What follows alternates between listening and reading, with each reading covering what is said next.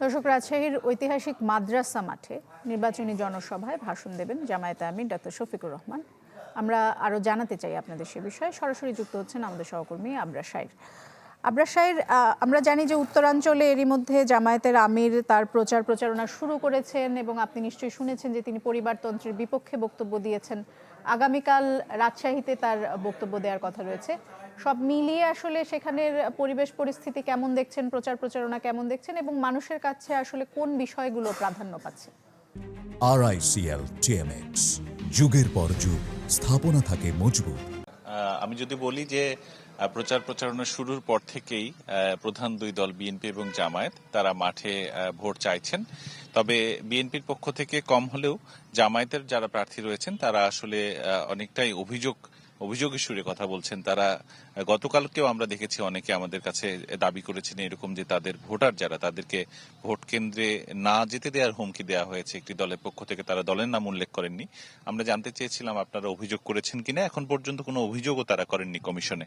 তবে আগামীকাল বিকেল বেলা রাজশাহীতে এখানে জামায়াতের আমির ডক্টর শফিকুর রহমান তিনি এখানে আসবেন। তার আগে আসলে চাঁপাইনবাবগঞ্জ, গোদাগাড়ি এবং নওগাঁতে তার জনসভা হবার কথা রয়েছে। সব জায়গাতেই মূলত প্রার্থীদের হাতে তাদের যে প্রতীক দাঁড়িপাল্লা সেটি তিনি তুলে দেবেন এবং সকলের সাথে পরিচয় করিয়ে দিবেন।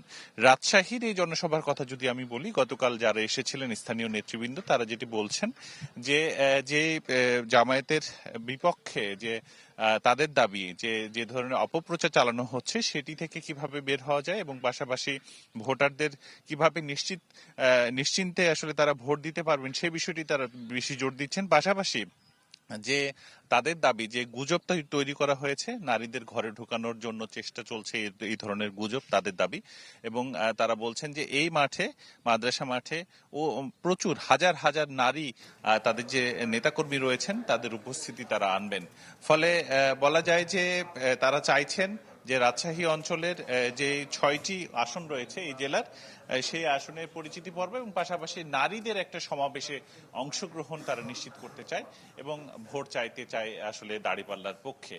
এ নিয়ে আসলে দিক নির্দেশনামূলক বক্তব্য তারা দেবেন আগামীকাল জামায়াতের আমির এখানে ঠিক বিকেলে আসরের পর। এ ছিল আমার কাছে।